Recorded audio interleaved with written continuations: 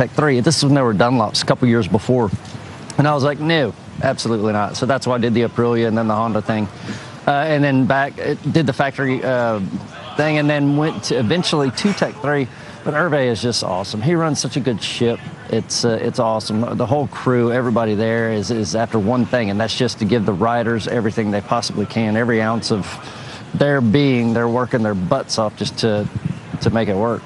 And he's always done that. And I guess, you know, in a sense, they've been a successful satellite team, but that's what they are, a satellite team. And he's played second fiddle to the factory team for all these years. And you can kind of understand why, you know, he made that decision to go to KTM, although I think it took them by surprise. Really. Absolutely. No, I mean, you know what you get with Yamaha. He knows what he's gotten for the last, 14 years or something like 20, 20 years 20 or something, yeah. So the factory KTM just having more help sounded more appetizing for him, and I don't blame him. They're a great bunch. They're a great team. If anybody's just joining us and they did see Colin, they'd probably think that he was some reject from WWF if they didn't know who you were, the way you look at the moment. Start doing some backflips like Johan Zarco, possibly. Look, we can't bring you any racing from MotoGP right now. We don't know what's going to happen. We've got to wait until 3 o'clock until the next decision.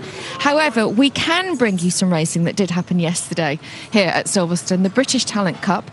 This is where we're looking for our future Cal Crutchlows, our future Bradley Smiths, and Thomas Strudwick is leading the championship. Rory Skinner would go from pole. Commentary from Michael and Keith.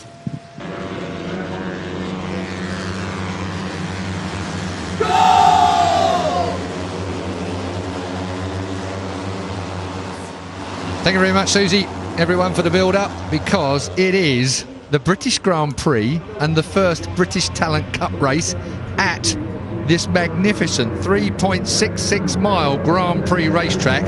And these youngsters have got the best quality track because the sun's been out. We've got a 25-degree Celsius track temperature.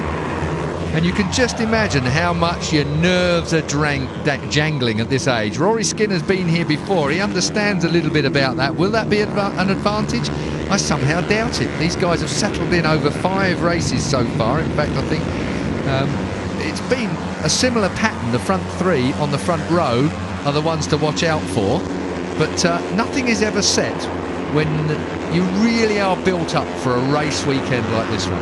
Yeah, like you say, in general, from watching it so far this year, Rory Skinner, that experience has shone through. He looks the more polished, the more, you know, he's been to these tracks before. So a lot of these kids in this grid haven't even done laps around the Silverstone International Circuit until they arrived here this weekend. So there's a lot of people learning.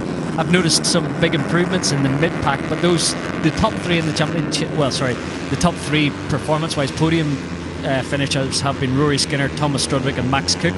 But Josh Watley's been in the mix, he's been consistent, and yeah, it's funny this weekend to see Rory Skinner with that kind of a gap. It just shows the experience that's kind of shone through here.